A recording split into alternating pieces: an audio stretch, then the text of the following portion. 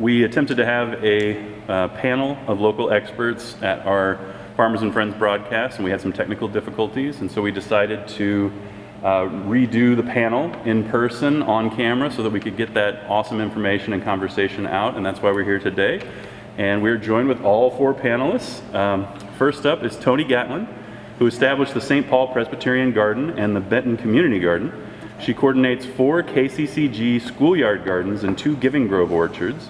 Toni has been a master gardener since 2011 and a member of the KC Black Urban Growers since 2015. And next up we have Dr. Barbara Johnson, who serves as a community garden coordinator with Urban Green Dream. She holds a doctorate in education and for the past 40 years has dedicated her work to community outreach and adult education in the urban core of KC. She received her Master Gardener and Master Naturalist certifications in 2010 and has worked with community centers in Ivanhoe, Palestine, Vineyard, and many other neighborhoods promoting garden education. And then Dina Newman serves as the UMKC Center for Neighborhoods Director, where she has the honor to work with and for Kansas City's neighborhood leaders, advocates, and residents. Before this role, she helped to create and develop urban agriculture initiatives in the city's urban core. She is also the co-founder of Kansas City Black Urban Growers. And finally, Dre Taylor has been urban and aquaponic farming for more than 10 years in Kansas City. He is a founding member of the mentorship program Males to Men, whose mission is to raise strong, conscious, productive young men and reestablish accountable, responsible leadership in the community. Dre also founded the KC Urban Farm Co-op, which planted more than 200 fruit trees in Swope Park. Welcome to all of you, and thank you so much for being here. It is somewhat intimidating to be in the presence of so much experience, and so I want to start out. We just got done listening to the presentation from Leah at Soulfire Farm, and what I wanted to do is just get your initial reactions after seeing that amazing and inspirational presentation. And let's just start with Dre because we have the camera pointed at him. It gave a great historical context to where we've been. To those who haven't done the research or don't know how we got to this point, explained it and laid it out pretty clearly, elegantly how she put it. It was a great film. There was a lot that could be learned from the film, and so they say you don't know where you're going until you know where you've been. And so understanding the past and understanding our present, we know what we need to do to move forward in the future. So I think it painted a great picture in that film. Excellent. Dina? So I'll piggyback off of that. The historical information was amazing. That background, I think, is going to be very helpful for those who don't necessarily know our history, right? So that was very, very powerful. It was great to see her energy and her enthusiasm for the work that she was doing, and to be able to see the diversity of folks who are working with her at her farm. It was just amazing. Dr. Johnson. I felt very invested in what Leah Penniman was saying about how it started in New York. But that's the truth about how it has been across this nation. So far as first of all, losing land by varying ways, eminent domain and other things. Kansas City is known for divesting in the urban core and blighting it, and then determining that we couldn't garden any longer in our areas. And the only place, in fact, that Kansas City had gardening was in Leeds. And they actually stopped our ability to grow in our own communities some while back, and they didn't reinitiate it until 2010. Mm-hmm. Toni? The historical part. I'm from Kansas City, Kansas. I know that seems insignificant, but I grew up in a family where gardening, that's how we ate. In 1950, when I was in the 50s, I was growing up, my father gardened, my Uncle Lee had a hog pen, my great-grandparents had an orchard. So, and so things were combined. So what it reminded me was my family and what we did as past tense in the 50s. I don't remember really going to the supermarket in probably till the early 60s, because when I was growing up, everybody, the family shared. My grandparents and my grandmother and my great-grandparents lived in Argentina, so all that food, it came to the houses, each house. And so that sharing, that coming together, I love that, what I saw in that, you know, that community sharing and working together. I'd like to see that go on more in our community. But the history, my father and great uncle and them never did talk about what happened down in Arkansas. Don't even talk about it, don't mention it. So again, bringing that history in, because that wasn't in my school book, so I have to tell you, I don't remember that. So a lot of things that video brought to me was the painful history that I was not say aware of, might have been aware, but just didn't recognize. And I really believe that's what touched me the most. Well, and on that topic, there are some things in that presentation I think that a lot of people will be surprised to hear. Maybe just raise your finger if you want to say something about this, but was there anything in Leah's presentation that you had not heard before that you were surprised to hear? Okay, maybe it's just me. Okay, well, and that's fair. Well, I guess a little bit, that Jim Crow period, I knew about slavery, of course. But when you think about people being arrested, and you think about it now, it's happening now. People being arrested are being put in these prisons. So a lot of that is what went on then in the late 1900s, 20th century, early 20th century, and it's going on now. So that to me is what is scary, is that a lot of that using black bodies or Hispanic bodies or whoever, brown bodies to work or provide cheap labor. Didn't that something, it scared me that was happening then, and in many ways it's happening now. Yeah, I think something that was interesting. Oh, go ahead. Yeah. In our present situation in America, if we just think about it a moment, agriculture throughout the western portion of like Texas and all the way out to California, think about what's happening to the migrant farmers who are actually the ones who are still out there doing what they're doing. In other words, raising food for us and yet can't possibly get a COVID shot. You know, this is being denied them at this very moment. And so, I mean, nothing's changing in a way. So what Leah Penniman was trying to bring to us is, please understand your history, and we're daring to repeat it. We are repeating it. No, you're fine. Yeah, I agree with you, and I think one of the things that was really made clear by Leah's presentation was this idea that we're still doing the same things. It's kind of like, okay, we had the civil rights movement, but then we just found new ways to segregate people by redlining. Right. And it seems like with the farming thing, the way she laid it out, it's like we're still doing the same sorts of things in order to take advantage of cheap labor. Would you guys like to talk at all about that? Yeah, go ahead. You know, the struggle continues. I mean, that was the purpose, part of the purpose of that film, and all of us here on the stage that are in this work daily.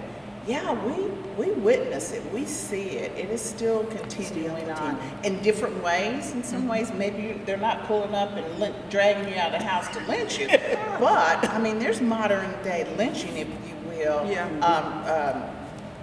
Deep in policy and advocacy. So yeah, that was powerful. I mean, like, yeah. So another idea that I want to let you guys chew on is this idea of how that history and all those things that happened that we saw her lay out have led to a lot of, especially black youth, not wanting to farm or be involved in farming and gardening because there's some sort of stigma. And Leah brought that up. Could any of you talk a little bit about that and how there's this barrier to getting people involved in farming and gardening? The camera's pointed at you, Dre. You're up. There's a lot of youth or even their parents who grew up on farms and seen the trials and tribulations that their family went through with trying to farm, period. We just had the case where the black farmers were sold bad seeds. Millions of bad seeds on purpose was targeted.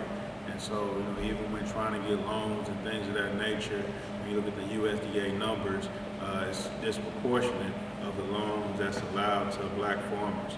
And so when you're going through the process and you're seeing your family struggling trying to farm, and you're seeing them not having access to capital that their counterparts have, who wants to go into that business when they're seeing their parents growing up in these type of situations?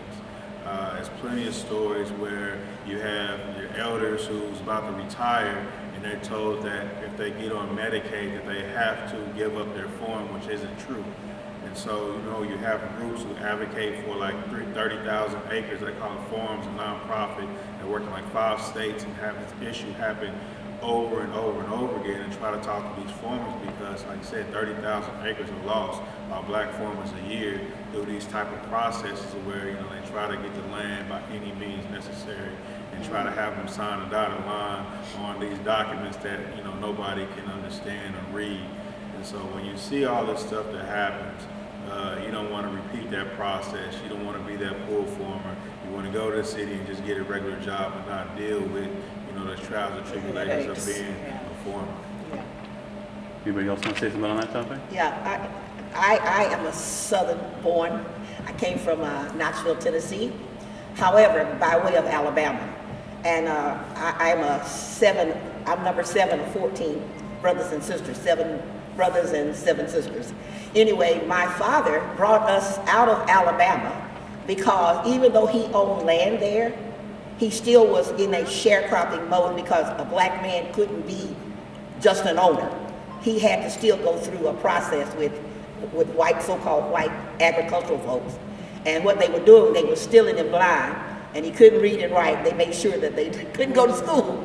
So my father finally, after the first 6, he came out of Alabama, he moved us to Tennessee, took some portions of what he earned with the family, and then bought another piece of land in Knoxville, Tennessee that nobody wanted, but my father could farm anywhere. So he was able to raise us 14 kids on that farm. However, amazingly enough, just before he was at retirement, 92 years of age, he farmed all this time now and educated 8 of us with that farm. 8 of us got college with that farm. All of a sudden, here comes Uncle Sam with eminent domain, took everything from him. It broke him. I felt like it killed my father. After all those years, 92 years old. No, that's terrible. Horses gone, pigs gone, everything gone.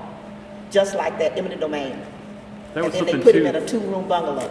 that Leah mentioned was the sundown towns, and you know, we learned about that in school a bit, but it didn't occur to me how that affected land ownership as well. So it was get out and leave your stuff behind. He had no choice. Yeah. He was moved. He was basically, they first started taking pieces of his land that nobody wanted, until all of a sudden they did. And my father was so confident, but my father really had never learned to read and write. He'd been 44 years working at Tennessee Valley Authority, but he still never learned to read and write, at least well enough to read documents. And they just came through and said, we want this last piece of land, and we're taking it. And they called it eminent domain. So how do you see what you took from the film? How do you see it kind of reflected here in Kansas City with black growers or brown farmers, or even just the housing issues and land issues that we're seeing today in Kansas City, or that you've experienced in getting your certifications, starting urban grower groups, launching your own farm? What kind of challenges have you encountered that you don't think are typical, or, you know, that have been hurdles thrown at you? Let's just do everybody on that one, starting with I don't Toni. think land is not easy to get here in Kansas City, Missouri.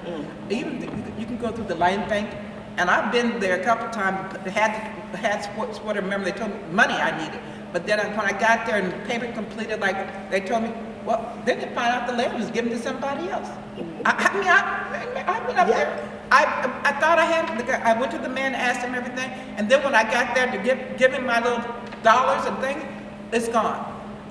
It's been hard. I've been blessed that I have a church and the Hope Center that have given me land to grow, and then the school district allows me to grow. But even at that, where your land is at, does it have adequate sun? Does it have water?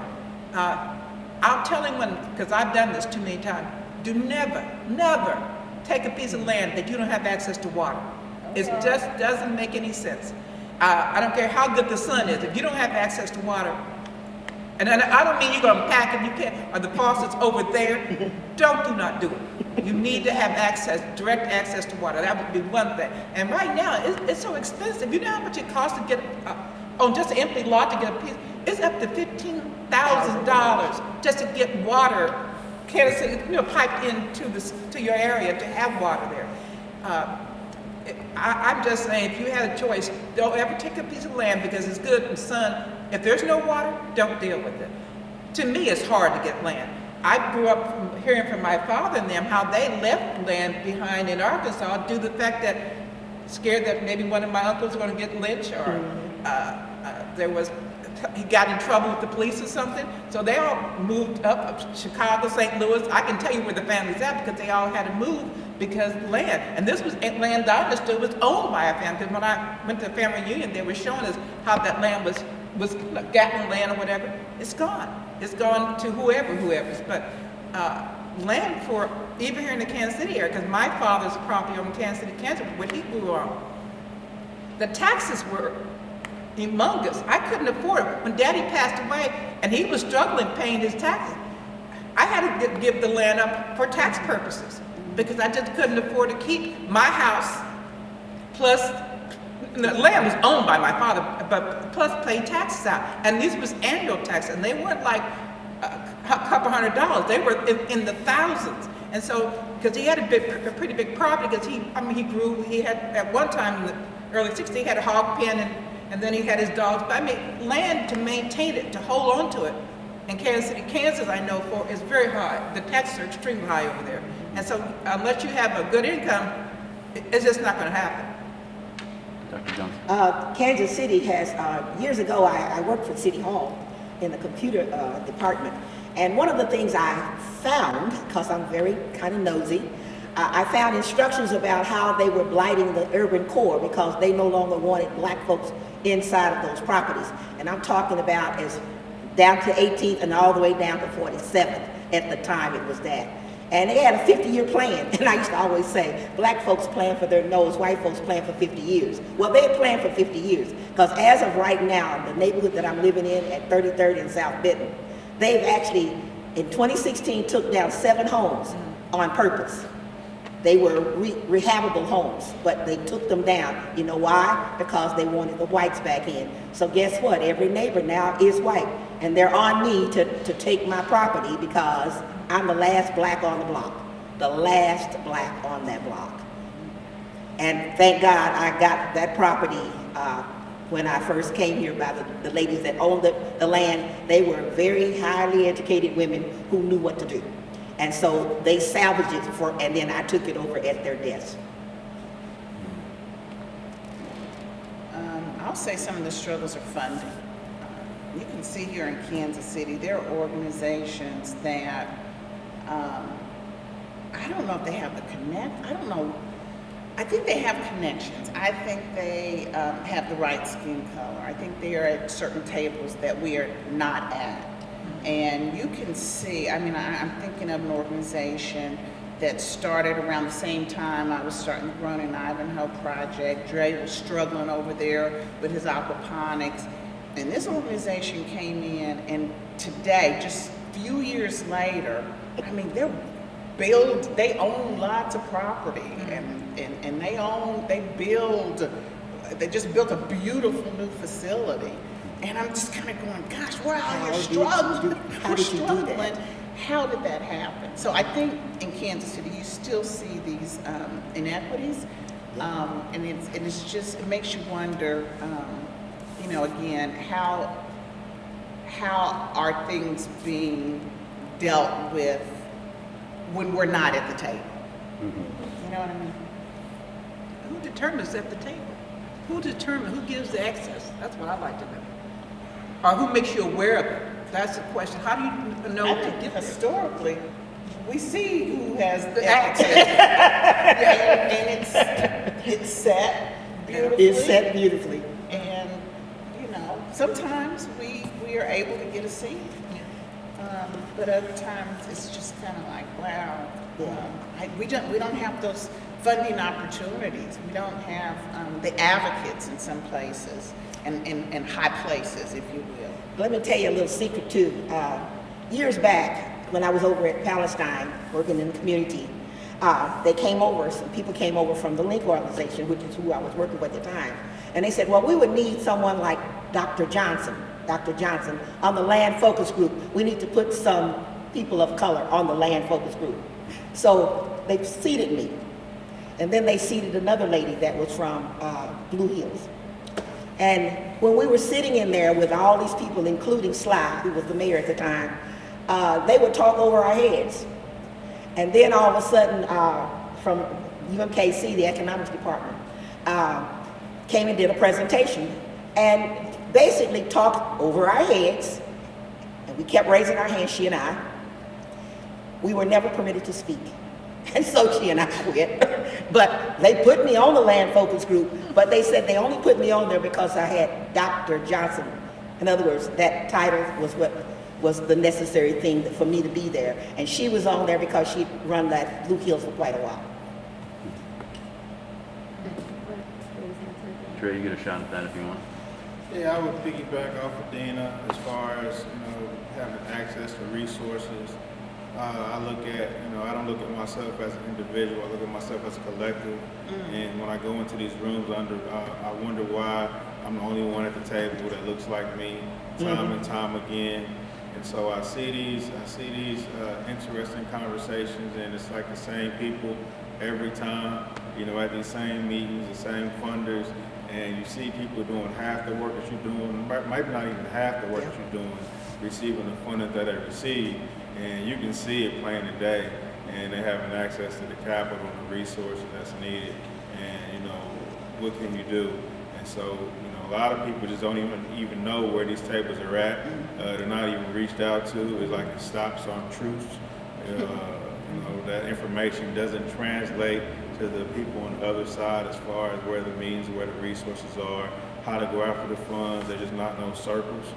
And so it's just a continuation of things that have been happening over and over again. And it's like, watching, it's like Groundhog Day, it just keeps on happening. So it's like, what can you do at that point? Yeah, well, so that's a good place to transition into the question that was asked on the chat room, which was how can white people help? How can white folks help with these sorts of things that we're trying to accomplish?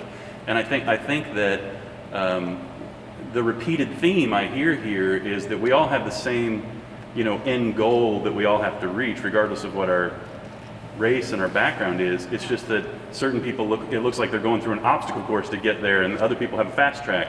So how can the people who have the fast track use their privilege to the benefit of the people who are having to run the obstacle course? And I saw you raise your hand, Dr. Johnson, so you go first. I'm gonna do a name drop. Jacob Wagner, economics, UMKC. He was called in to assist us, people of color.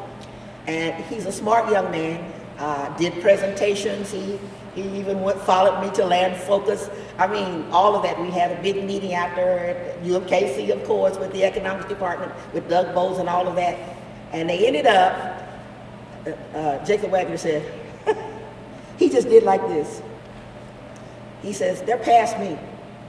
So if he, as smart as he is, couldn't figure it out, and I'm saying, well, I don't know what the hell I can do because, I'm working in these gardens and I'm working in the community. I'm doing all I can do, to be a part of the community because I believe in the community. But our activism seems to have the right kind of power because Jake Wagner wasn't it. So even though the economic department at UMKC was aware of our situation, it ended up, he wrote up a lot of stuff and did a lot of presentations, but it didn't help. And so he kind of gave up. Threw his hands up and was frustrated. So Got a little bit frustrated. Yeah, so I work with Jake every day, and there are passionate folks out there. Yes. Who don't look like us, that understand. That understand what we're going through. And some of those folks are at the table. They get the invite over and over and over. Right. And I think a lot of them are starting to realize, I don't need to be here. Because nothing's or working. Dina or Dr. Johnson or Toni needs to be at this table. And they're willing to give up that seat. And that's powerful. And, I think about Catherine Kelly, co-founder of KC Bugs, Black Women Growers. A lot of people don't know that because she's behind the scenes. When we all got together and went out to Oakland for the Bugs conference, man, it was Catherine who was helping to make sure this was happening. We would forever be grateful for her for that. But I think that's what Black folk can do. Put your money where your mouth is. Support black businesses, support black farmers. There are black growers at farmers markets all over the city. Go down there. You know, make sure that they have that stall. Make sure that they're able to pay those fees if necessary, right? Help to support them. Let's stay on the same topic, but let me just put a finer point on it, because there is a difference between being supportive and being a white savior, right? There's a difference between coming into a neighborhood and Let's don't have to say. well, you know what I'm saying? Stay away from them. But can you explain it to, like, as a guy who grew up in Johnson County, I got an education when I came over here to work. You know, it took 3 years for me to even get to the point where I had any idea, you know, Still because getting educated.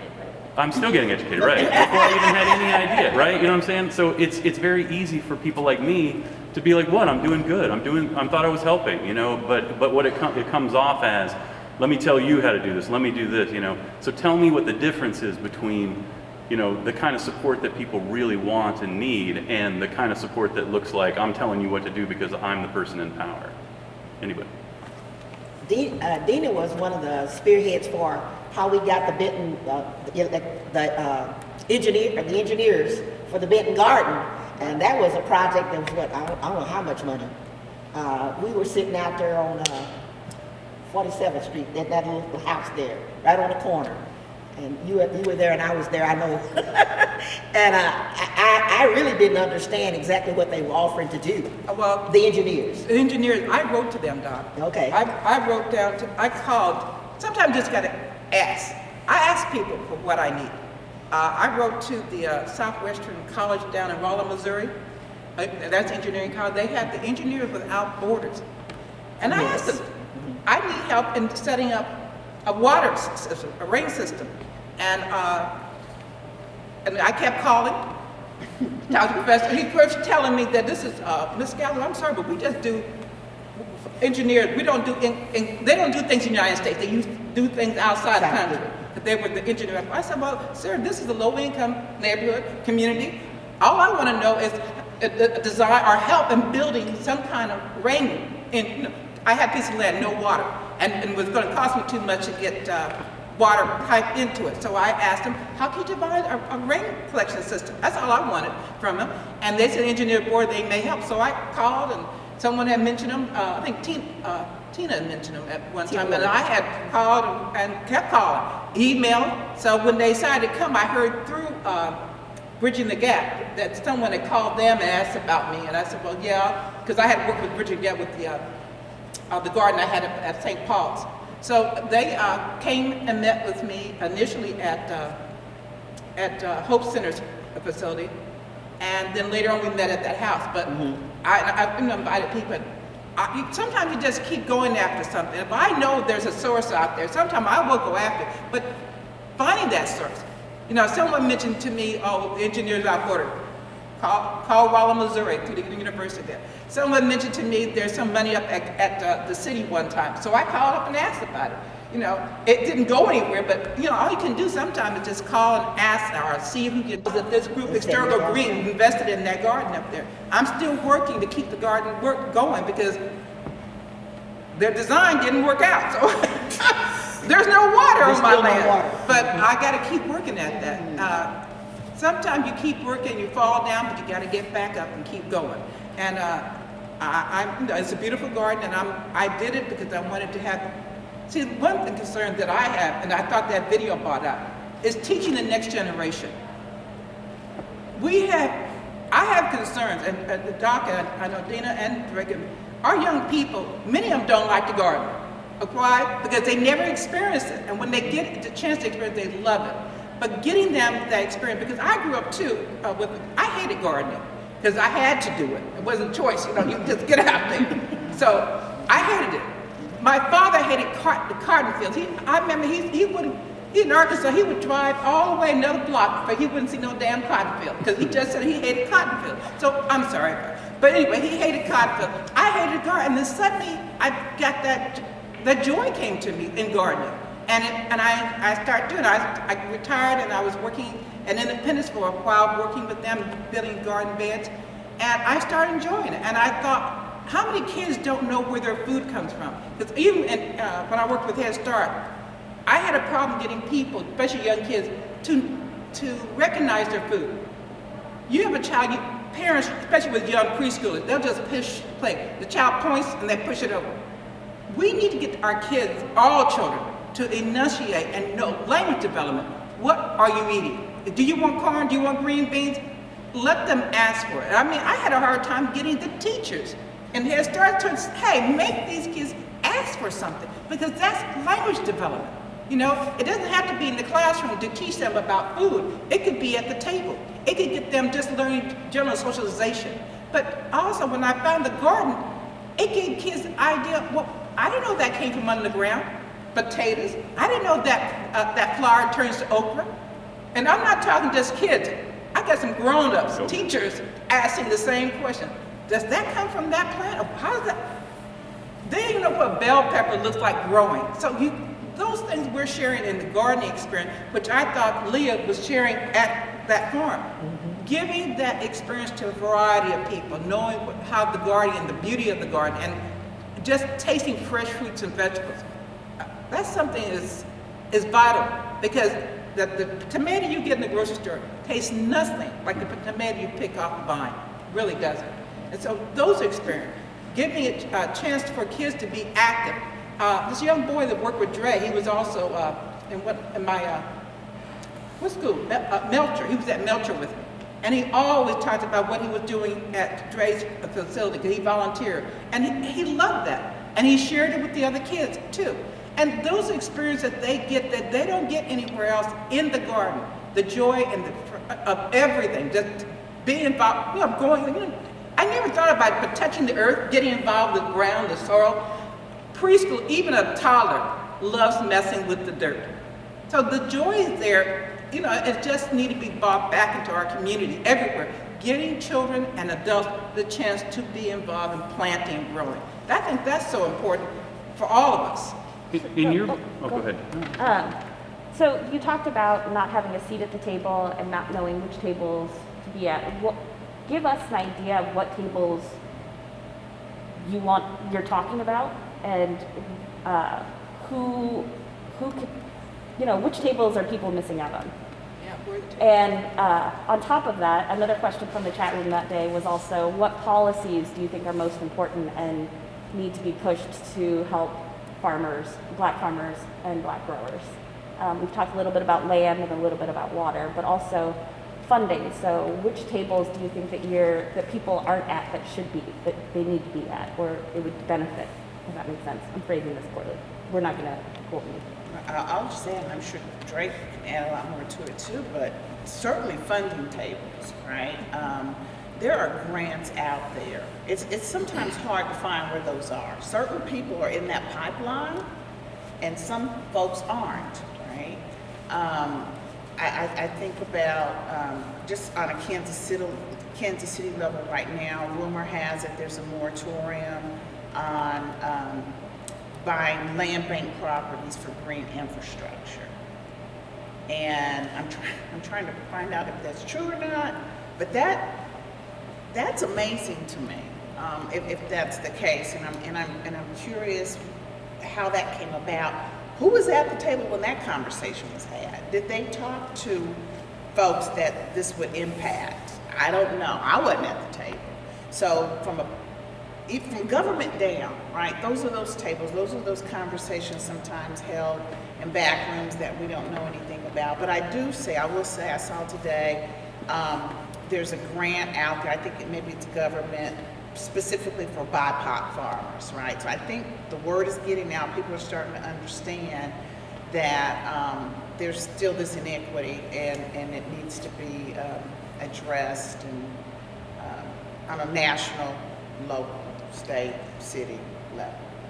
Let me question, are there people in the planning, because you're talking about land and being able, who's planning, who's designing the city, who's determining what piece of land is going to be used for what and what? Because the piece of land I went after is still not being anything done on it, but my understanding when I asked for it and was going ready to pay for it, that it was being dedicated to some other project. Well, see, that's the power of neighborhoods and neighborhood leaders, because you have your city planning, right? Like Dr. John said, they plan 50 years out. But neighborhood associations and neighborhood leaders, right now, the city is doing the playbook, and which is taking the place of the old focus plan that was done over 20 years ago. So now each neighborhood is supposed to explain what they would like for their own neighborhood. This is the time now. So I'm pushing out the playbook for everybody in the city. Get on the website, the city's website, and talk about and express what you want for your community. And that's another concern. Your neighborhood has got to have the same concern that you have. Does everybody in the neighborhood wants, because I was told one time when I was planting flowers someplace that I plant too many things. Because that particular neighbor didn't think that was, Dre, your aquaponics, I know you got a plan, but is there, how do the neighbors support you? That's what I'm saying. Sometimes our neighbors don't support what's going on. Yeah, I mean, every neighborhood association is different. Some are active, some are not active. Some are not knowledgeable on the importance of farming and growing food. And so they don't see the importance of having community gardens. And so even if they do attend a meeting with the city planner, they don't see the importance of a community garden or growing food because they're thinking of infrastructure, economic development.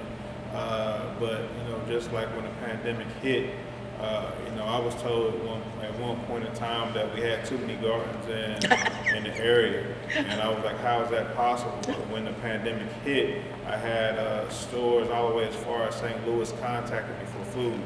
And so when you see these things that happen and global warming taking place, and you see in the future where the access to water and growing food is going to have to be more localized, and you're not going to have the access to it, you're going to see how important it is to be growing your own food and having a local source food close to you. And so some people just don't understand and see that far out, and it's not their fault. They know what they know. And so you have those issues within sometimes a community where they just don't understand the importance of it. Just an example, majority of our food that's imported in comes from California as far as the vegetables, 90%, 80%, something like that. And my great-grandmother was a sharecropper, and she grew for almost 90 years until 2015, when that was the first year she didn't grow anything in like 90-something years because of the water crisis in California. And so if something happens in California, it's going to affect us here locally. And so when you see those type of things that happen, it's going to continue to happen. You're going to see the importance of growing food locally and teaching people how to grow food locally. And I don't think even the city planners don't think of global warming and growing food localized, and that's not in their mindset. It's development, where they're just going to overdevelop the land where the natural habitats are gone. You see animals being removed from certain areas, and I mean it's just on a downhill slide where it's going to be hard to recover that in a situation that will continue to go on. Here's another part of that that's kind of frustrating in a way. It was almost a 5-year project for us to get the ordinance that was 2010 ordinance. That's why I kind of carried this book around, because it was a lot of work. It was about 5 solid years of in and out of that city hall and on and on and on. Well, the Oak Park area, which is the area that I live in, it has 3 units. So the Miss Lowe's, I don't know if anyone knows, Rosemary Lowe's area, the Santa Fe area, would have come to Benton Boulevard. But then across Linwood, then started the Oak Park sections. And so, in other words, that east of Truth is real. Once they took the highway, well, now the next east of Truth issue is Prospect over to Jackson and Van Brunt. But the city hall said, we want that section for residential, but that's for only whites. In other words, the Oak Park people who are left I'm 76. The average age in Oak Park who still owns is 80-something years old. So when we go to the meetings, we're 80-something, and I'm one of the youngest homeowners. None of them have the wherewithal because they're on fixed incomes, and people don't want to talk about how black folks in Kansas City did not get all the good jobs.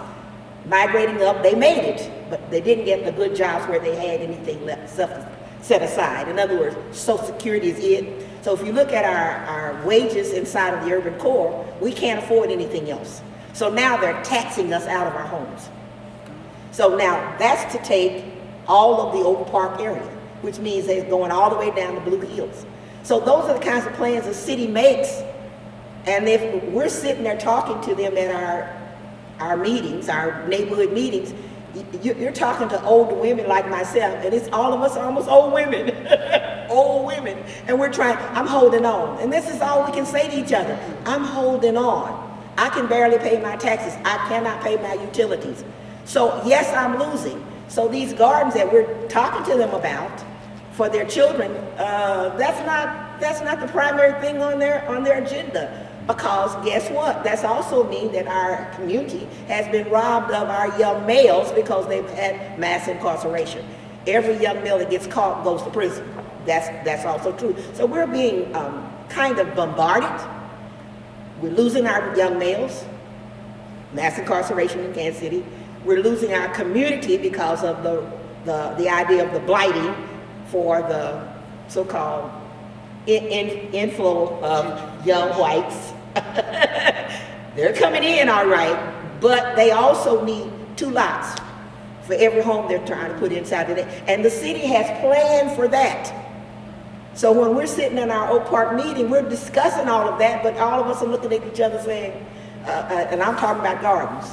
So you see what I'm saying? My criteria, I'm talking about a garden. Those older women, that's not what they can talk about. They're trying to hold on to those homes because the city's trying to push us out of them. We can keep going on this topic if you want. Yeah, go ahead, Dre. When you're looking at fixing the issues, and she just mentioned one of many, it's like there's war on every front, in our community, and every turn there's a battle. And so what battle do you fight?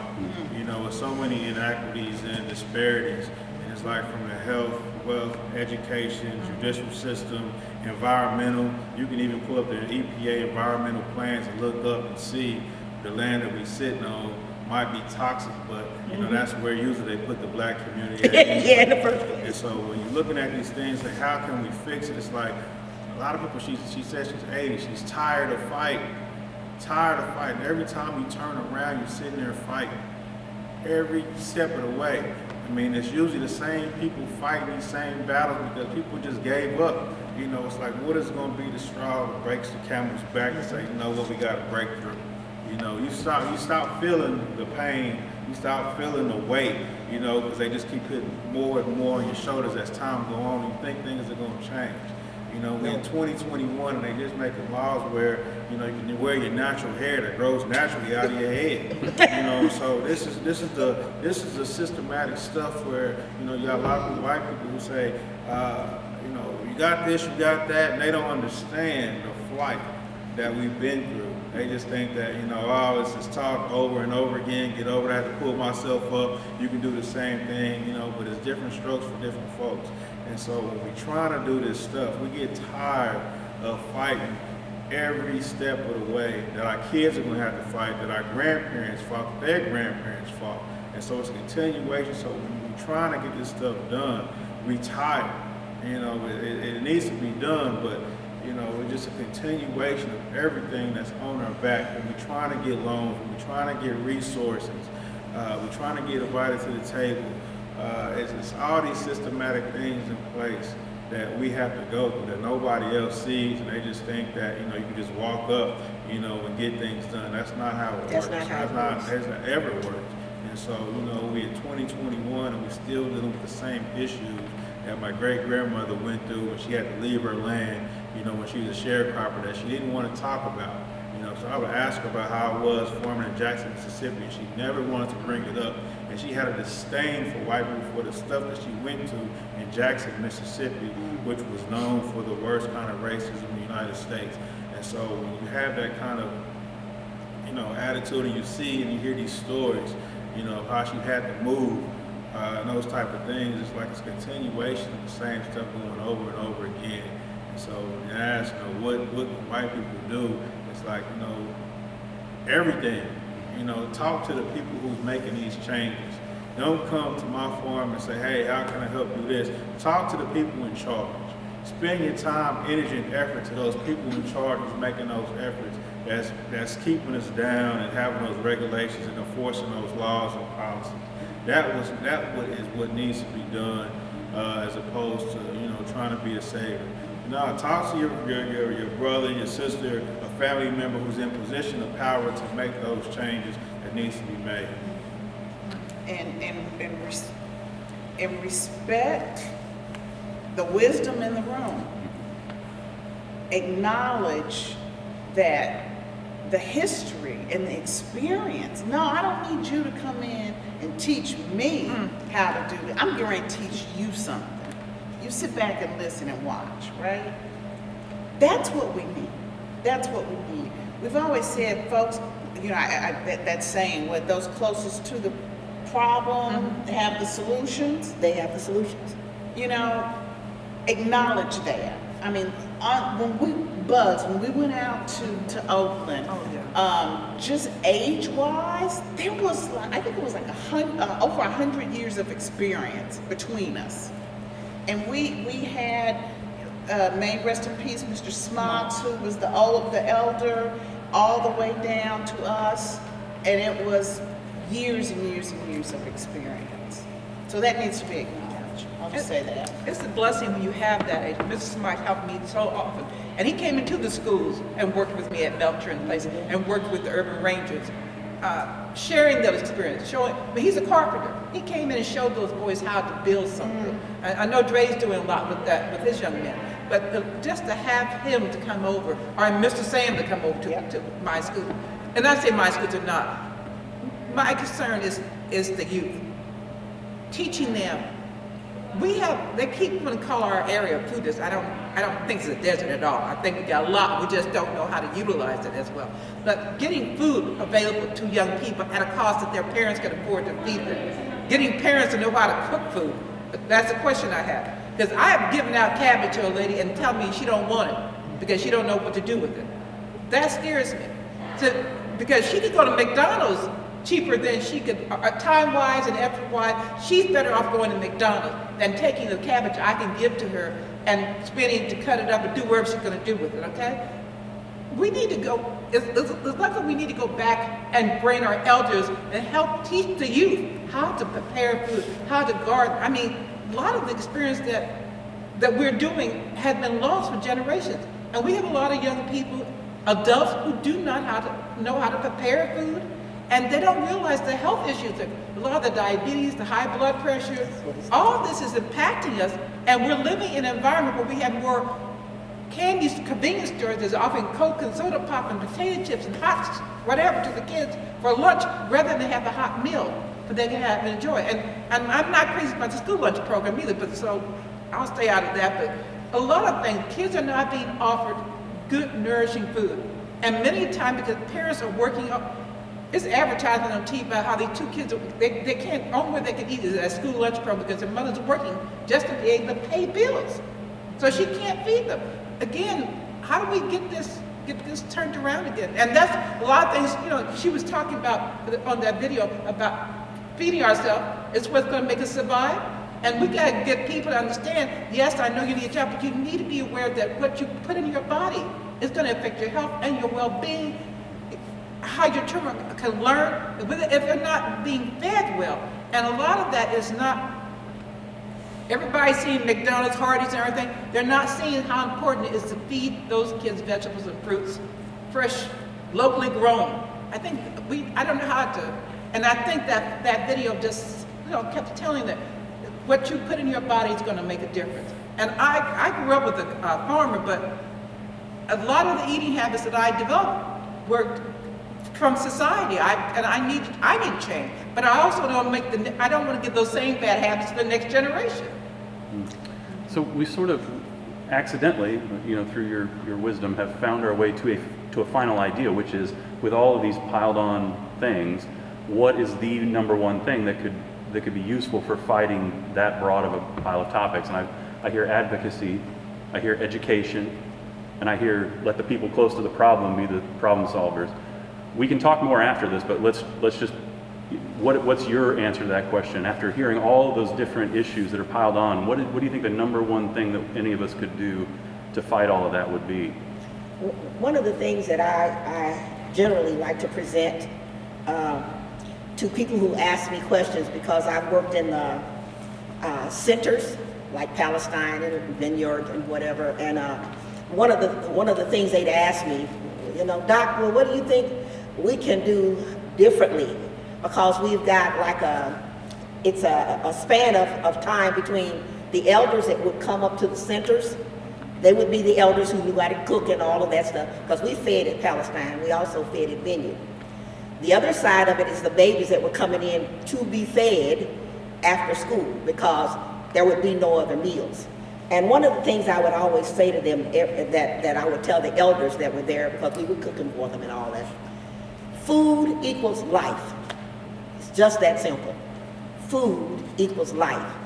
And if we're not careful, one of the things I would try to explain to them is that because we've permitted others to decide what should be ours, in other words, schools that stop cooking. Kansas City used to have cafeterias inside those schools, and they cooked the food. That was exactly how it was when I came out of the South. Our schools had breakfast, real breakfast, and a real lunch that came out of the farms that was our black community. So I came from a period of life where the community, the black community, here's the difference. We as black children were not permitted to even go to a grocery store, period. And that was true until I left the South in the 60s.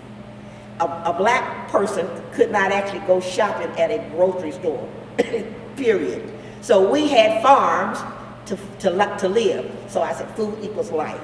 And once I tell a community group that story, a lot of the elders would say, I remember that. You could be, a child could be beat down, a mother could be beat down for trying to go into a store. We were trying to integrate a grocery store. Come on, But thank God for the collective, the community itself. So our church and our schools were completely bound so that we lived. Food equals life. That was our motto, that was our community, and we stuck to it. Now, years down the line, of course, when I returned back to the States, I lived overseas for a while, I turned back to the States in the 70s, and I said, oh, damn, excuse me, we go to grocery stores now and not be lynched? Okay. But I'm saying that I tried to explain to them, if you know your history, you're beginning to kind of see, ooh, there's something about not just survival, but life. And once we started teaching that over at Palestine and over at Vineyard, because once you kind of reintroduce them and they say, why did you come up from the South? And you start telling that story, then the children start, really? So if you can feed yourself, you'll never have to worry. You will survive. Food equals life. And that's the major thing I try to teach. And that's the major thing that we would all talk about as old Southerners up from the South. Everything that we've done so far is enough for us to have a completed topic. So I'm going to just say, Mary, I've asked most of the questions, so if you have more you'd like to ask, or if there's anything that you all would like to discuss, particularly amongst yourselves, because that's the best that we've got is when I just shut up and listen to y'all talk. If there's any topic you want to hit, Yeah, are there topics, what have we not talked about that you think is a topic worth bringing up? Obviously, speaking to your point, Dina, that those closest to the problems have the solutions. What are some of the problems we don't see as those farther away? I would probably say seeing that film, for you to understand the historical aspect and see where we are presently, and you see what's happening now nationally and the federal level as far as the reparations argument. And people always say, well, I didn't own slaves, I had nothing to do with slavery. But you can see, you know, the historical aspect and how we're currently in the same position presently where, you know, 1900s we were 14% of farmers, now we're down to 1%. And so when you see the same disparities, you know, from 1800s, 1700s, all the way to exist with no break to 2001 and no gap has been closing, you have to ask yourself, you know, why isn't that gap closing if I had nothing to do with the slavery? And why am I maintaining this status quo? How is this status quo being maintained? When you understand how that status quo is being maintained, you are part of the problem because you don't want to close the gap. You're comfortable where you are in the situation that you're in. And so when they say, how can white people help close that gap if you want to help? So when you look at the reparations and you see that and you say, oh, well, what does that have to do with me? But you understand just from a farming aspect, the historical part, not just one piece of, you know, our flight. When you understand that, that's how you can help, you know, support the bill, learn more about it, and that's just how I see things can get fit. Or you can't rewrite the wrongs that's been done.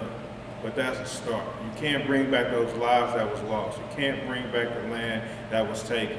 You can't bring back, you know, the kids that seen the stuff that their parents and grandparents have to go through, you know. And so one thing I think could be done, you know, right now on a national level is support the reparations bill. Well, look, before you go on from that, you know, a lot of times when people talk about reparations, and I hear arguments for and against on all sides of it that convince me that either way it sounds good, but a lot of times we're talking about monetary payments, you know. But what I hear you saying is, you know, land ownership or a percentage of a profession. How does that look to you? Like, how do we achieve that? How do we get more people of color, more black farmers back into the industry? What you meant when you said that, or maybe I misunderstood you? It's a collection of things. Land ownership is from education. It's from the things that, you know, been purposely denied through historical means and avenues. And you can you know, write down 100 different things and you're gonna see something that's been in place, some kind of policy that's been in place. Even when you look at the banks and you see them giving out money because they was complicit in some of those policies that they presented, where they wouldn't loan black people money on each side of troops. You know, you know, even in the writings of the real estate laws, you know, we wouldn't sell to black people, and so even devaluing the land. And even when you look at the value of land, you would have the same house on the east side of troops. You could have the same house in Brookside, same square footage, same rooms. And it's not that this house is better than this house, it's your value in the people. Yep. That's the only thing that changes the value of the people, because when white people move to the inner city and they call gentrification, the houses go up. So the only equation to that could be we're valuing the people as opposed to the properties. And so when you see those things that continue to happen right in front of our face, you say, how can we change these things? You've seen it take place. You know, you don't want to acknowledge it. You're comfortable in your own skin where you just don't want to deal with it. You recognize it is happening and you just let it go. And so these are some of the things that need to take place, you know, in every sector that need to be dissected to say this is where the reparations have been, from education, land ownership, taxes, everything you can pretty much think of. There's been systematic issues that continue to happen, that's been happening, you know, since we arrived. I mean, there you go, mic drop, right? First, it's like with the film, acknowledge the wrongs. Please. Start with that, please. Acknowledge the wrongs. Decision making at the top, you know, that's another way to address some of these issues. Toni talks about food deserts. You know, I've been told deserts occur naturally. Yeah. What has happened in our communities It's not natural. That's not natural. It's food apartheid. Planned. It's food apartheid. It's been planned. I don't think we Acknowledge that, right? And let's work from that place of truth. Leah's analogy of the cow was particularly powerful. I gotta give me a shirt, right? I want my cow back. Okay? I love it. I want my cow back. Don't sell me the milk. Give me my cow back. Give me my cow back. Don't come with butter every week. Give me my ketchup. So I think Kansas City, because the things y'all said you experienced, I didn't experience. But I remember one thing in my time here in Kansas City years ago happened to me. I was in first grade. My mother would take me to, because she always prepared my father's meals, because he worked construction on concrete work. We went to a restaurant, and first grader, when I walk into the place looking for my daddy, the lady told me go around back, because daddy, at that time I didn't even realize why. When I went around back, all the black men were in the back eating their lunch. All the white men were in the restaurant. Those things, those type of views, being aware of them. But, and right now, Black history, I want to see history in our school, because it's hard for me to realize what happened. This was just when I was 6 years old. I'm 70 now, but that happened. I'm thinking all this bad stuff, slavery was back and back. We need to get our kids to realize, historically, not only they need to learn, but all children need to learn the history, the true history of this country. That's one piece that I think we, education-wise, why not, instead of just giving out the clean white history, or whatever that calls, all history, Hispanic, Native American, they need to know the history of everybody in America. If you call them American, then we need American history being pulled out. Because right now, a lot of what that video showed me, I didn't even know. I may have heard or maybe thought, but first experience I had Black history when I was in college at K-State, because we had a professor that came out and they were trying to promote Black history. We had one class in Manhattan, Kansas, one class. And a lot of the racism I really felt was when I went to Manhattan, Kansas. Kansas City, I really didn't, but I really became aware of what racism and prejudice was in Manhattan, Kansas, as well as I grew and got to experience more people getting out to it. But the history, we need a true history to be defined for everybody. Not just a clean side of it, the whole history, the bad and the good. In 1961, The truth. when I left Knoxville, Tennessee, I married at age 16. And the reason my father and my husband's father permitted us to marry and leave, of course, is because a neighborhood girl, in the farm area that I lived in, her name was Martha Lane, was lynched, period. 8 young white boys called her off. We worked domestic work. That was my plight as well. I started working domestic work when I was 13. Okay, so when she was left in the area, gated community, she got left behind. The lady kept her at the house. And then everybody started looking for her. At the end of the day, where's Martha, where's Martha, where's Martha? And they finally found her. 8 young white boys, sowing their oats, as it was called, lynched her. And so, my father at that point and my husband's father got together and signed for us to get married so that I could leave. Because that would have been the end of my work life in domestic work, because she only could go to 10th grade. So that would have been my time. It was also, my husband was 17, so he and my brothers were all going to the military. Vietnam was coming into vogue. So my brothers left, and I left with my husband because of that lynching.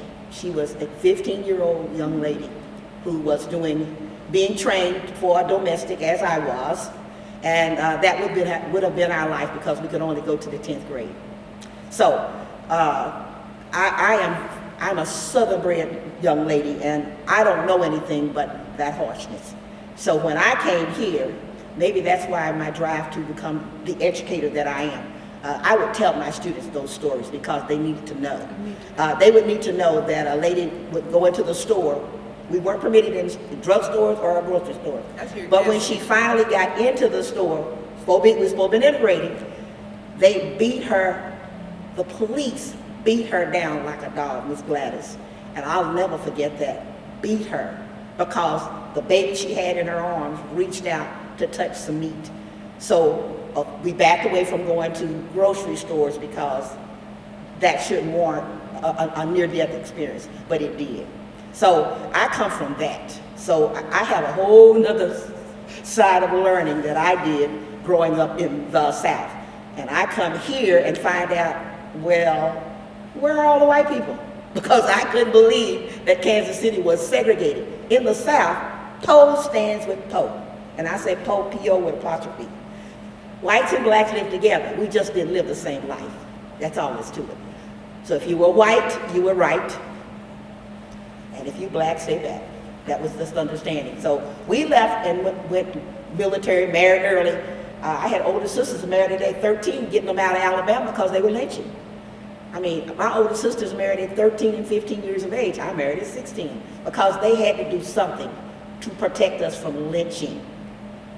Was that the motivation of going in the military too? To get Yes. out? All 7 brothers went military. My baby sister went military. My baby brother went military. So, out of all of us, it was 8 that actually went military. 7 brothers and 1 sister. My daughter even went military because guess what? The South didn't change when people said it did. That's a lie. If they were lynching in 1961, I came to Kansas City in December of 61. Martha had just been lynched. And then they said, they just sowing their oats. Another young man that I went to school with lynched and drugged behind a bus. So my father said, oh, he didn't say bad words, y'all got to go. It was just that simple. But guess what? Education in the South was a little different. My older sisters and brothers, 6th grade, Alabama. My group, 10th grade, that's as far as we could go. So by age 17, when my brothers turned 17, they were gone. Girls, we married between 13, 15, 16 years of age and got going.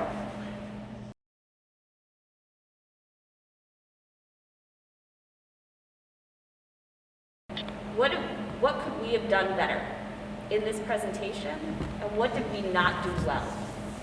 How could we have improved, and what can we improve for the next time and for the next iterations of this? What are our next steps? Who else could you have contacted? Wasn't there anyone else? Because there's a number of other growers in the community. Here's our problem, though, with a lot of black folk. We don't like to tell white folk the stories, and I don't know if we think it means that we've divulged something that would be hurtful, because a lot of the people that was Oak Park ladies that come up from the South, it would take almost like pulling teeth to get them to even say, well, this is why, because they wouldn't tell those stories because they're too painful, I think. I don't think it's too painful. I think we've been ingrained to facilitate and accommodate white people's feelings. Okay, a lot. that's true too. That's how it's been ingrained. It's like a drop of a dime that we do so on a collective level. Even if I'm trying to get a job, if any black person here on this table, on this panel, or a majority of black people are trying to get a job, if the employer calls them back, they code switch where they change their voice to accommodate white people's feelings, to make them more comfortable. You know, so this is something that happens like that, where you see your parents doing, you see your grandparents doing it, so it comes naturally, where we've been ingrained to accommodate. You know, and so it's like they don't accommodate us for any issues we go through, but we have the knack to just want to accommodate them, to make them feel more comfortable. That's what's been ingrained in us through the educational system. You know, from seeing it through this media, seeing it through, you know, TV and everything else, and how things are portrayed. You know how, you know, the white ice is colder than black ice. Same ice. But white ice is colder than black ice. And we have sayings that we say that we all know, because that's just the way things are, and that's the way things have been. And so, you know, it's a whole shift that needs to take place from education. Even when you're looking at the heroes that you put up, you know, and you know that we learn and read about. You know, it's like I look at. I like to read books. I read a lot of books. I love history. It's my favorite subject. Even when you're looking at the white heroes, you know, they never put up the John Brown statues or anybody else who's been trying to stop slavery or advocated for blacks. You don't see them erected. You see the people who've done the most harm, the rapists, the murderers, the killers. These are the people that they put up. You know, even I had a tour one time, I can't even think of, it was a white colonizer in Africa. And one of the major ones that killed millions of people, and they have an award named after him. You know, I had a busload of people who came to the greenhouse on the tour, and I'm like, okay, this is a group that's, you know, honoring this person, you know, but we look at our own leaders, you know, Malcolm, Martin, the Black Panthers, in some of the negative light, you know, and this is the education system we have, and that's what's taught to us, you know. So there's a lot of different things that people just don't understand that we go through and how we act, and that just needs to be a whole, you know, clearing of the whole slate. You know, but when you have people with power who continues to push these same issues, who just don't care, this is the repercussions that you get, where you see the people on the bottom. You can't change from the bottom, it needs to change from the top. When you have the same people with the same ideologies and mindsets, things can never change. Do you think some of that accommodating the feelings of white people might be rooted even deeper? And I mean, we hear her talking about lynching within her lifetime. I mean, there was a time when speaking in a certain way around white people was literally going to maybe cost you your life, and maybe some of that is still echoed in that today. It's very echoed, because every step, every turn of the way, when you hear white supremacy, I hate the word supremacy. There's nothing supreme about one person over another person. We need to clear that whole thing out, you know. So every step, domination, every step of the way that we have to go to, we need, you know, we need approval from white people. Everything we need to do, every industry. We don't control no industry despite being here for 400 years. No industry. And so every step of the way, there's somebody who might have a different ideology that say, you know what, I'm not going to do this alone. I'm not going to give access here or there. You know, however they was brought up, you know, for whatever reason. There were stereotypes or profiling, whatever it may be. Every step of the way, you have to ask somebody of a white authority to do whatever it is you need to get done. And so that's a problem where we don't have enough of us in leadership. You know, even though ones in leadership, they feel that, you know, I got here, I don't want somebody else to get here because there's gonna be too many of us. You know, and so you have that kind of idea where some people get up and they don't want to reach down and pull nobody else up because they had to fight and do whatever they had to do to get there. And so we have, like I said, it's a compounding issues that we deal with on a daily basis. So when we talk about accommodating things, you have to understand that every step, every turn of the way, we need somebody to approve whatever it is that we want to do. It's like we're kids.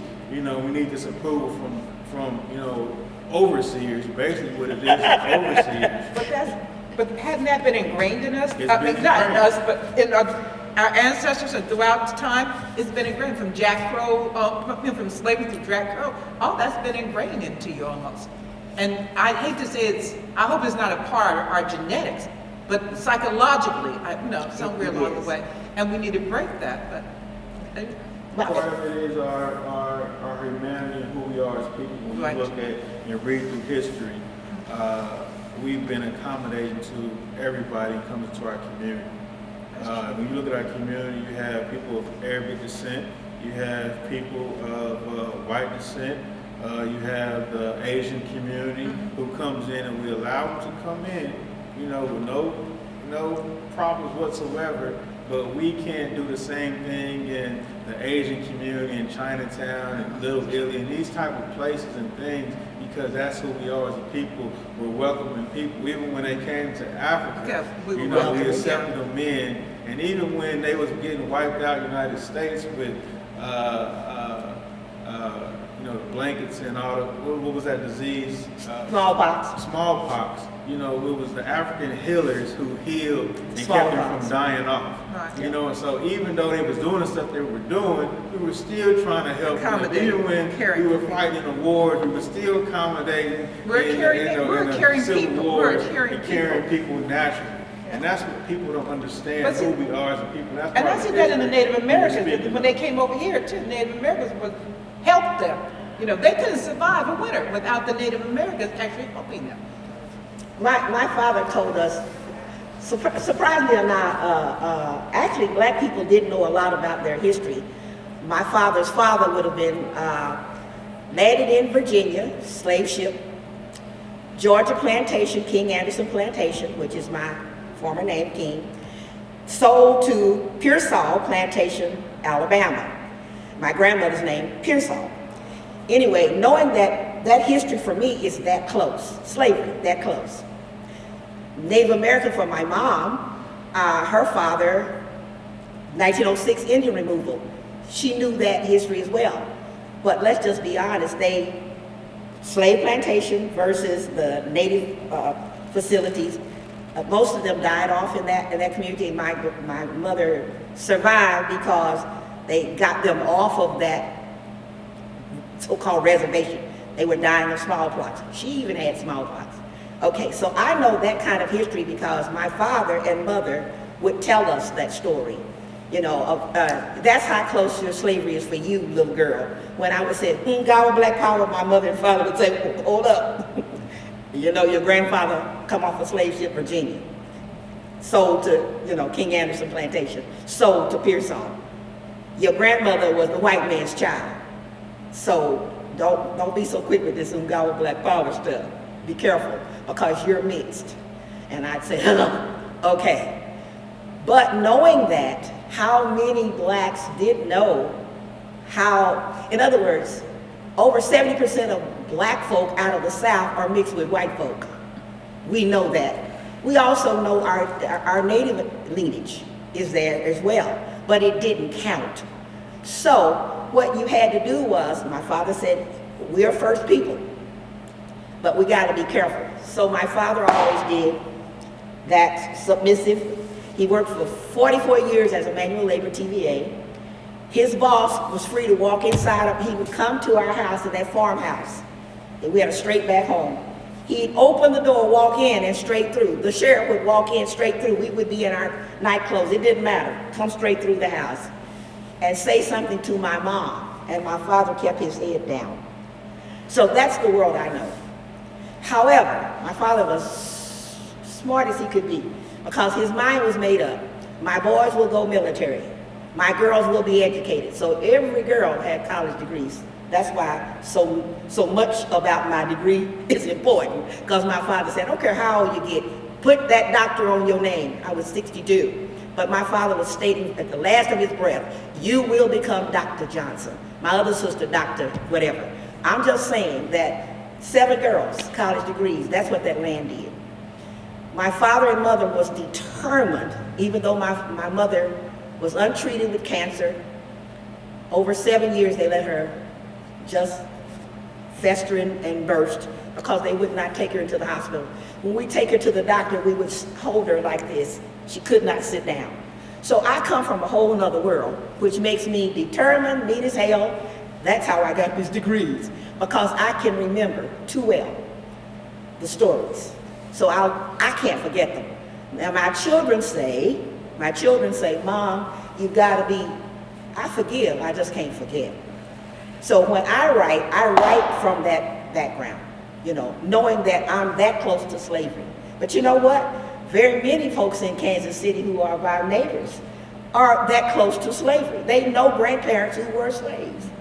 So it's not that long ago. Sometimes we talk as if it's 1,000 years ago, but it's not. It was 150 years ago. No, actually the last slave was like in the 50s. People didn't actually know they was free in the 50s. They didn't even know. Didn't know they were free.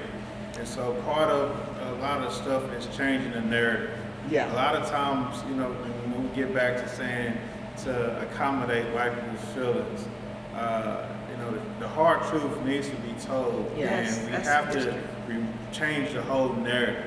A lot of times we say a lot of things is because they were black. This is happening because we were black. We take on this victim, this victimization that we take it and we own it. And so when you see somebody with a girl has a dress on, and we don't never say she was the accuser or the perpetrator or the predator. She was raped because she had a dress. No, it wasn't because she had a dress, or because the raper was the rapist. He raped her. It's not because she had a dress on. So the things that we endure, it's not because we're black, it's because the perpetrator is white. And so don't always put the double negative on us because they're black. No, it's because they are white. And so we don't have these conversations where we need to change the narrative, where we want to accommodate, white people. A lot of black people don't understand it. We victimize and we take this victim mentality on and put the double negative on because we're black. No, we don't have a history of this issue of the way we're being dealt with. When you look at the history of America, we're not the first people that's this been happened to. Native Americans. You have the Italians, you have the Irish, you have the Native Americans, you have the Latino community that have these issues, and it's not because they are Italian, Irish, Native Americans, it's because the other group is white.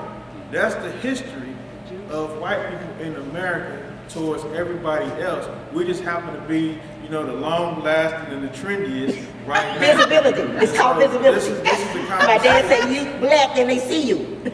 So these are the conversations that needs to be had where you don't sugarcoat anything and you call a spade a spade.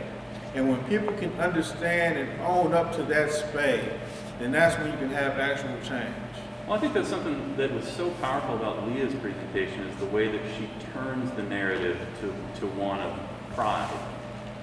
These things happen, but here's how you can hold on to this point of view and be proud of your history.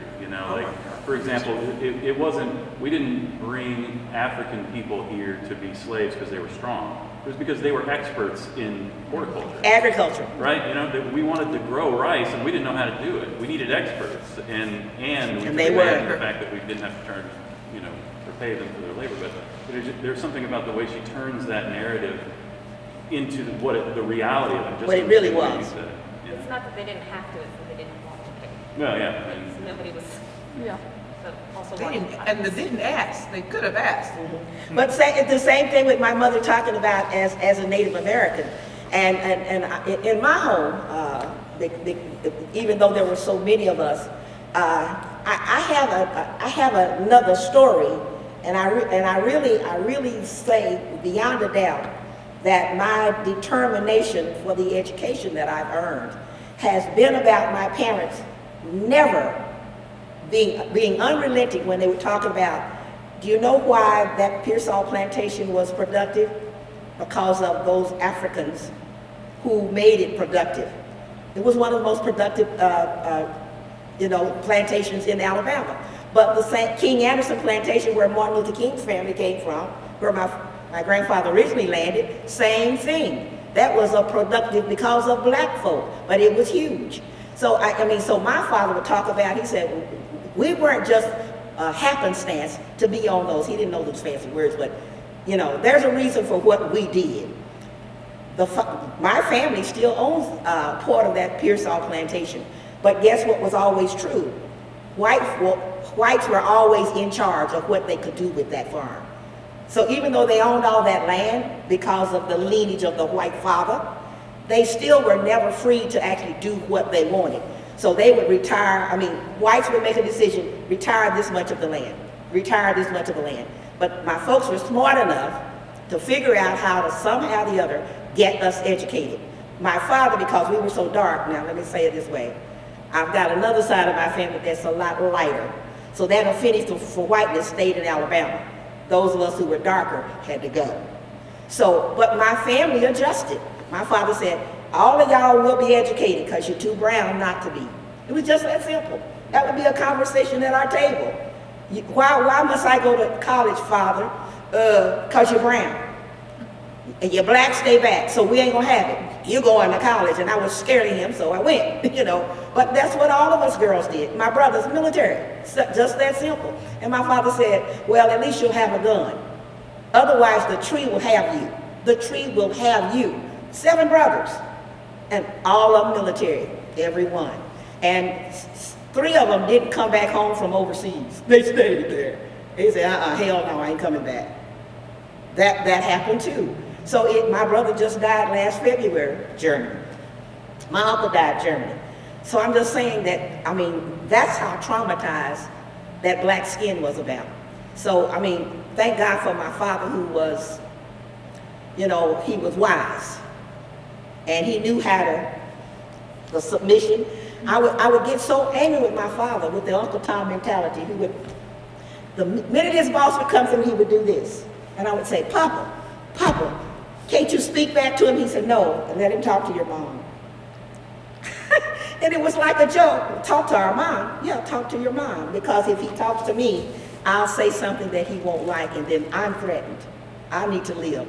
So my father's motto in my dissertation says that, survive. My generation live. My children thrive. That was our rule. And my father had said that from our days. I survive, so you live, so your children thrive. And that's the sadness of how it had to be. Nothing changed. Still not any different. Not really. There's no difference. Look at George Floyd. I mean that happened to George Floyd. What was that telling you? Another lynching. Another lynching. And despite all, we still continue to have smiles on our face and be able to do some of the things we do, despite the stuff that we go through time and time again. Even us trying to enjoy ourselves, that's even an issue. Even when you see, people celebrate sports, they're showboat, X, Y, and Z. We can't even express ourselves naturally who we are, to express ourselves. Even in a time where, we have the ability and we're making it for entertainment for people, even when we're entertaining people, it still has to be a level of control. Even in sports, even you make millions of dollars, there's a book called $40 Million Slave. They tell you to shut up and just play sports. And so this sticks out of politics. So we still have this mentality today, and people just don't understand, how ingrained the racism and systematically is today. And, despite it all, we still continue to thrive, pursue, and still in spite of our persistence.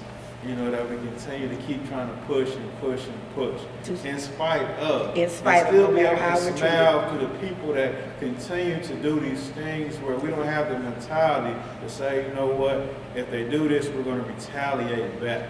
We always see the best in everybody else. Mm-hmm. It's like they show the hands time and time again through policies, procedures, everything you can think of, but in spite of, we continue to show our humanity towards the people who've done us the wrong, for 400 years. And just imagine 356 years of actual slavery. My parents got dressed. 1965, I went home to see my parents, and it was a big thing. Our whole family did a reunion because my mother and father was getting to vote. 1965, they were being dressed to go vote for the first time. And it was like the whole family did a reunion because my parents got to vote. And then imagine right now, look at what they're doing right now, trying to take away the vote. What the hell? And then you're saying to yourself, my God, and all of our family, of course, we're talking about it. But everybody remembers, Grandma and Granddaddy got to vote for the first time in 1965. The whole family took the elders to go vote. And was there a polling tax? No, not at that time. Okay. But the idea was my parents couldn't read and write, neither one of them. So think about us standing beside them, having to take them through booths to read to them. We practiced them first of all. That was one of the first things you had to do. Now, I'm an educator, so guess what? We're going to practice reading. They can't read anyway, but we're going to fake them out. And, you know your name, you're going to make sure. So they memorize. My parents could memorize everything. If you talk to them, they can figure that out. But imagine that they want to ask them questions that my parents couldn't have possibly read. So we had to have them practiced up and ready to go. And they did. But it took the family, and they were just excited. Hats on, gloves, Sunday best. Going to vote for the first time in their lives. And to think about it, that's 1965. And just imagine, we talked like this was a long time ago, just getting to vote. And my mom, 63 years old when she died, like I said, we would support her in the office, and the doctor, she couldn't sit down, so we would hold her. And the doctor would she dying, you know she dying. And we said, yeah, we know, and you're killing her too, that's okay. And we knew he was killing her. He knew she had a kidney problem, but he did not, he refused. And then when he operated, he said, well, close her up, and you do know she's dying. 24 hours, maybe. And my brother came from the military, come from Germany. She lasted long enough for him to get back. So, I don't know another world that was not about strangeness, and I'm just grateful. And my father, like I said, would remind me, baby girl, you black, Indian, and you're white too, so be careful. You can't hate what's inside you, so be careful. When my fist would go up, he said, be careful. So think about this. As Southern blacks, you had to think about that all the time. And Toni don't admit this, but we know the deal. I don't get it. When you got the mixtures, and so you have to remind it, because I remind my children all the time. You got a white granddaddy and a black granddaddy, so be careful. Wow. So black folks have to do prep all their lives with their children even. I have to remind my grandbabies, you're mixed, because there's South Koreans in the family, there's German, there's British, and be careful. When the gawa, okay, be careful. So you're always, black folks in America have never known any other way, because that's what slavery wrought. Malcolm told us that so clearly. He said, how do you hate what's the internal? This is who you are. That white blood is you too. So be careful, because there was a reason why his mama was like the color she was. And that affinity for that was all true. That was part of our growing up. We had to know that. So be careful with that. So, you're groomed a certain kind of way. Now here's the sadness though. To believe, my dissertation was about the telling black boys prison was 26 correctional facility in Kansas, in Missouri, 26, and 5 more in the making. How in the hell did that happen? Mass incarceration, Missouri, and yet formerly a slave state with 200 sundown towns. Every county a slave county but one, Douglas. And I would tell students about that, and they would say, you're lying, Doc, you're lying. I said, well, let's just think about this a moment. 200 sundown towns, Missouri. And yet, we don't know that. We don't seem to know much of anything about who we are. And the people still living. And the people still living. And reminded them that 356 years of slavery, that's what Martin Luther King wrote about in the Birmingham letter. He said 356 years we've been this way. And I'm not going to permit the disdain, because Coretta's family is mixed, white. There was a reason for all of that. But he at least would talk about it. So what we did know, Malcolm would talk about it. He said, this is what slavery wrought. This is not our fault.